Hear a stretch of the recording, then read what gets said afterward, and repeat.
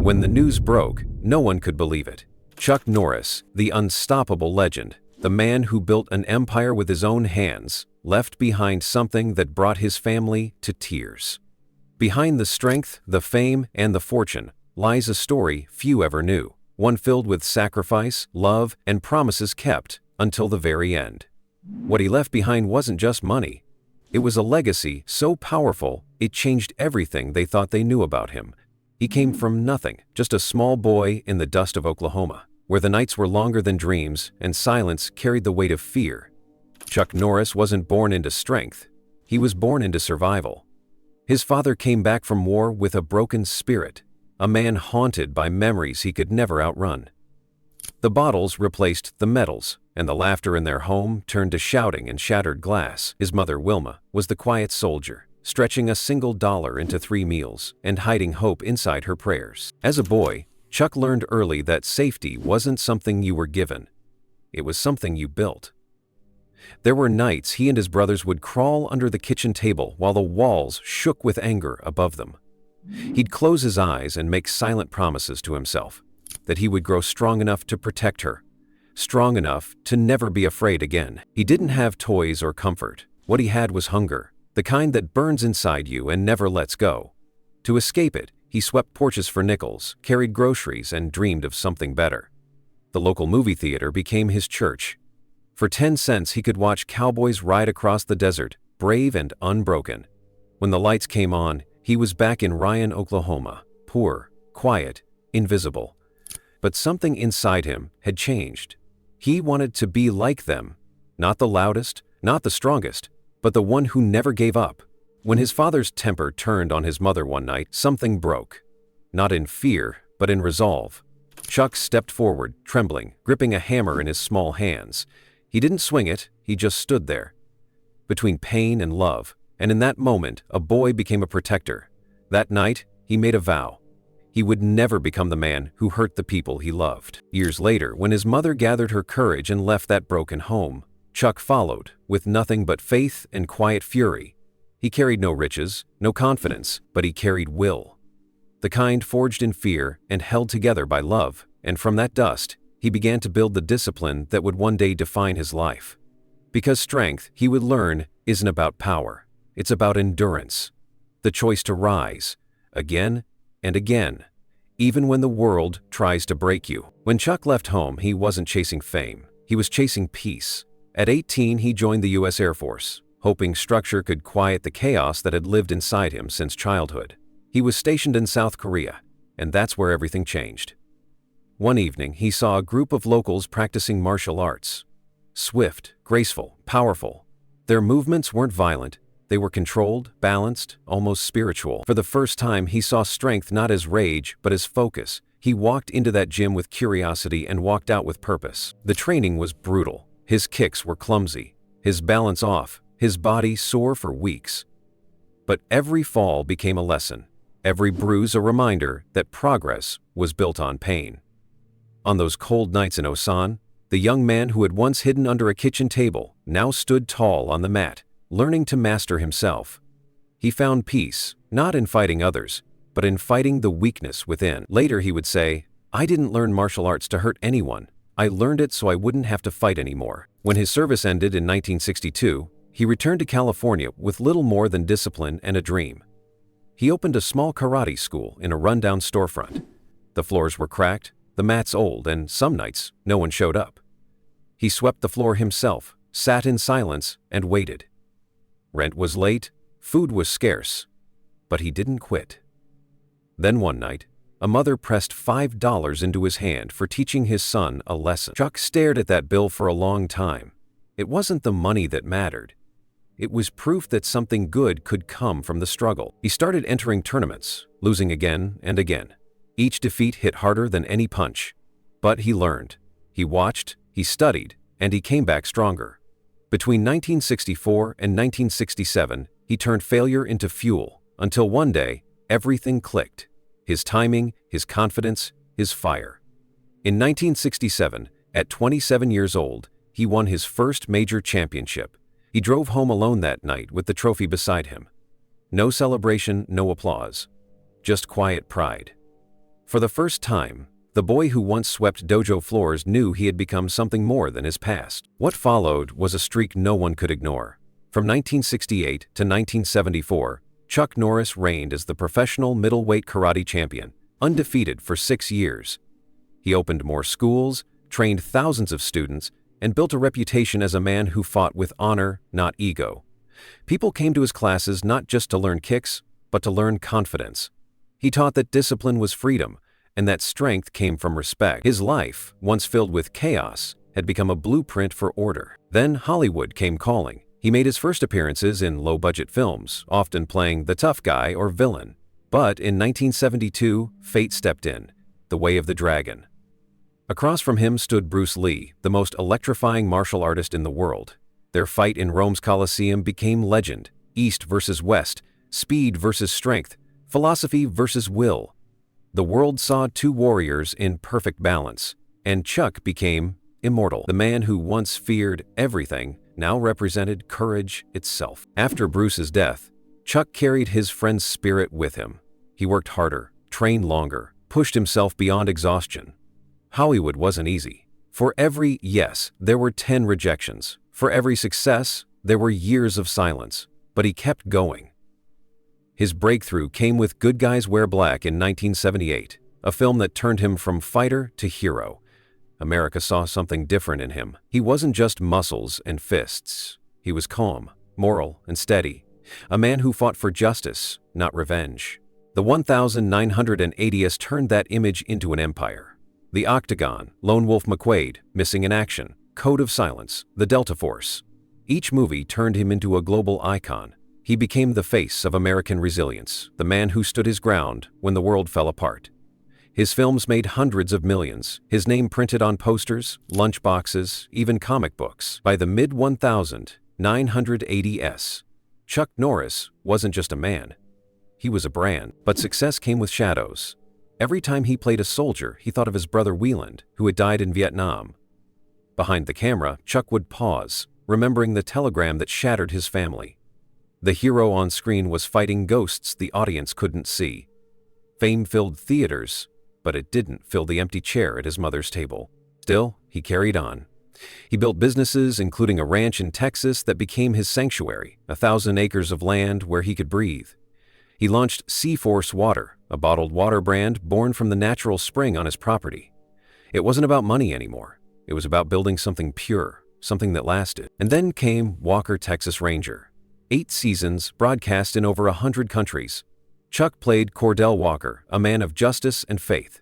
It wasn't acting. It was an extension of who he had become. Millions watched every week, seeing in him the man they wanted to be. Strong, loyal, unshakable.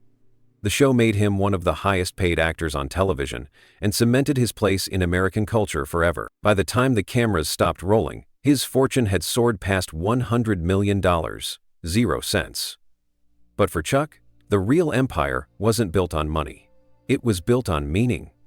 On the countless lives he inspired to stand up, to keep fighting, to believe in themselves. From the cracked floors of a dojo to global stardom, Chuck Norris built more than a career. He built a legacy. One forged in the fire of hardship, tempered by discipline, and held together by faith. He became proof that strength isn't about never falling. It's about standing back up, again and again, until life itself bows to your will. By the time fame had wrapped itself around Chuck Norris, he seemed untouchable. The movies, the fortune, the adoration, they all painted a picture of a man who could not be broken. But behind that iron image was a heart that had known more loss than most could bear. For all the strength he had built in his body, it was his heart that would face the hardest battles. Love and loss would test him in ways no opponent ever could. His first great love came early, long before fame or fortune. Her name was Diane, his high school sweetheart.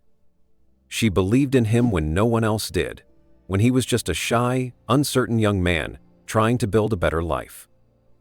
She stood beside him through the early years, the sleepless nights, the endless karate schools, the endless bills. When his career began to rise, she was the quiet anchor behind the scenes, raising their 2 sons while he traveled, taught, and fought his way through tournaments and film sets. For 3 decades, Their love was the foundation on which he built everything. But success has a strange way of testing even the strongest bonds. The constant travel, the fame, the pressure, it all created distance.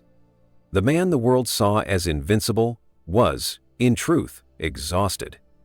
Every movie, every appearance took him further from home. Birthdays were missed. Dinners went cold, and phone calls grew shorter. The laughter they once shared turned to silence. In 1988, after 30 years of marriage, it ended quietly. No scandal, no anger, just two people too tired to keep holding what life had stretched too thin. Chuck would later say that the divorce was one of the hardest things he had ever endured. "It felt like losing my compass," he admitted. The man who had conquered Hollywood, who had stood toe-to-toe with Bruce Lee, suddenly found himself alone in a house that didn't feel like home. His trophies gleamed under the lights, but the sound of his children's laughter had faded. The emptiness was deafening. He had fought his whole life to be strong, but for the first time he realized that no amount of strength could fix a broken heart. Then, one day, a letter arrived. The handwriting was careful, the words trembling. It was from a woman named Dina, a stranger who claimed to be his daughter. Her mother, she wrote, had known Chuck many years before, during a brief chapter in his early life. For 26 years she had carried that secret, afraid to disrupt his world. But Dina wanted to know the truth. "I think you're my father," the letter said simply. Chuck's hands shook as he read it.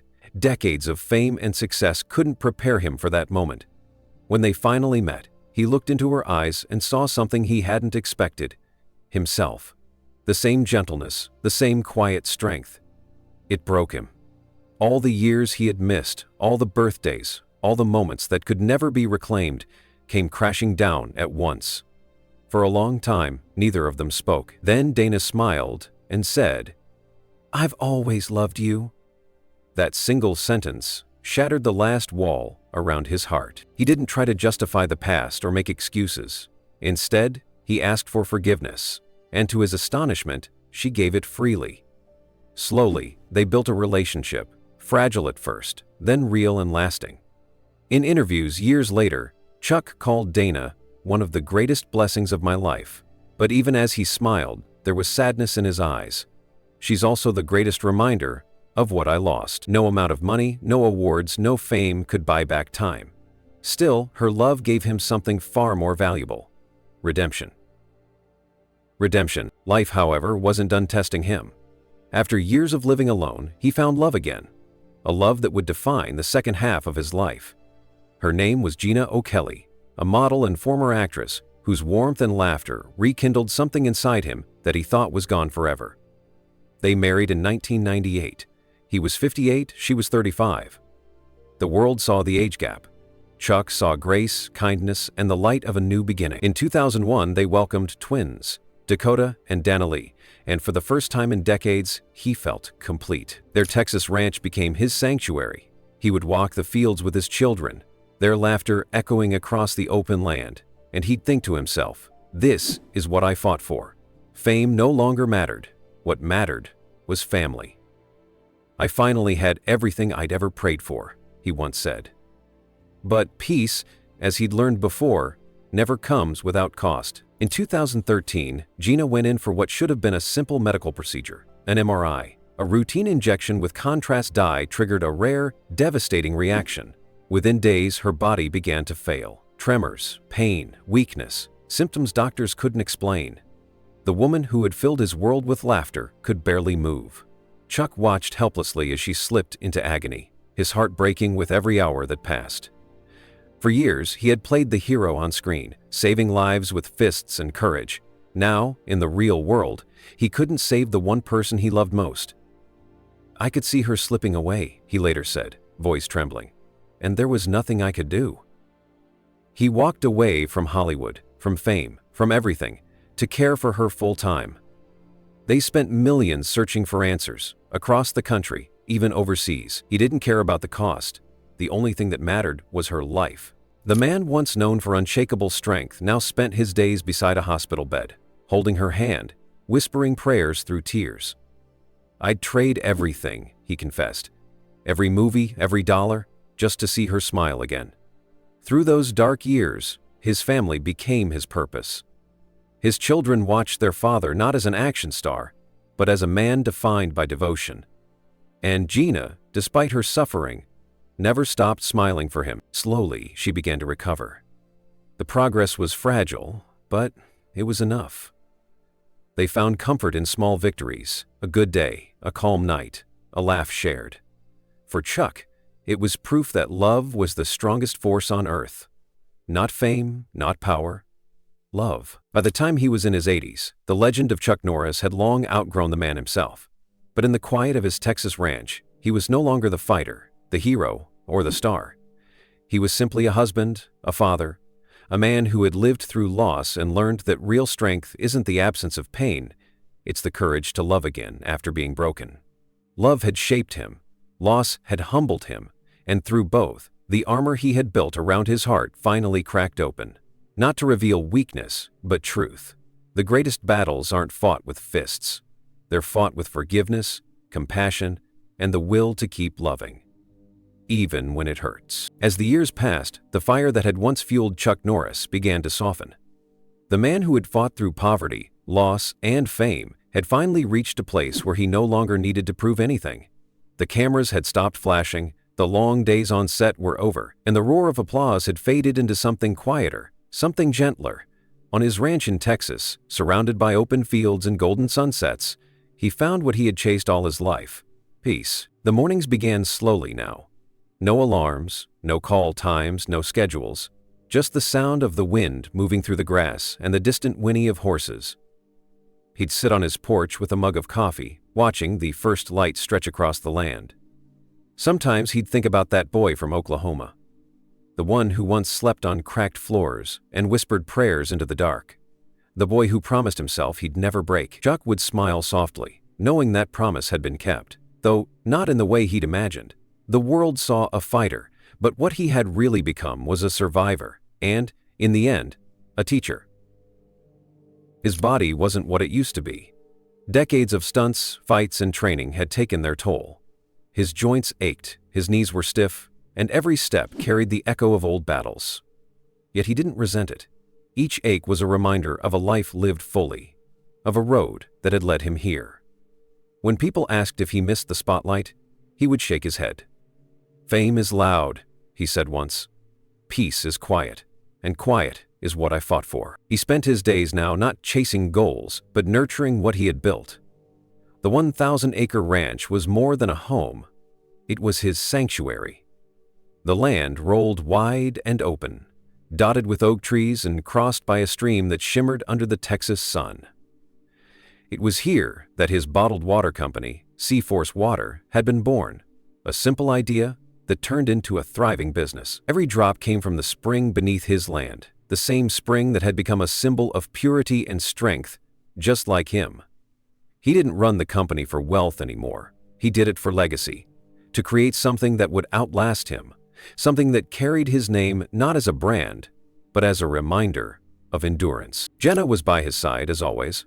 Her illness had changed them both, but it had also brought them closer than ever. The woman he had once held through endless nights of pain now laughed again. Her voice, once weak, had found its strength. They walked the ranch together most mornings, hand in hand, sometimes talking, sometimes just listening to the world breathe. It was love in its purest form. Quiet, steady, unbreakable. He no longer needed to save her. They had saved each other. Bring me bodies and evil. His children were grown now. His sons, Mike and Eric, had built their own lives, and his daughter Dina, the one he had found later in life, had become a constant source of joy. The twins, Dakota and Danilee, were young adults, each carrying a piece of his spirit. Chuck spoke of them often with pride. "My goal," he said once, "is not to leave them money. It's to leave them meaning." That was the lesson he wanted them to inherit. That success wasn't about what you earned, but about what you built in others. Even in retirement, he never stopped giving. His organization, Kickstart Kids, continued to grow, teaching martial arts and discipline to thousands of students across Texas. Every time he visited a school, the children would line up, eyes wide, voices trembling with excitement. To them, he was a hero. To him, they were hope. "Martial arts saved my life," he'd tell them. "If it can save one of yours, then everything I've done was worth it." Those visits reminded him why he had fought so hard, Not for fame, not for fortune, but to pass on strength to those who needed it most. In the evenings, when the sky turned to gold and the light dipped low across the fields, Chuck would sit quietly, sometimes with his Bible, sometimes just watching the horizon. He prayed more than he spoke, not for more years, but for gratitude, for the years he'd already been given. The boy who once begged for safety now thanked God for peace. The man who had once been all fire had learned to rest in stillness. His fortune had grown to over $100 million, but he rarely thought about it. He had arranged everything carefully: his estate, his businesses, his will. Jenna would keep the ranch and the water company. His sons would handle the business side, and Denna would inherit a trust, a gesture of love reclaimed.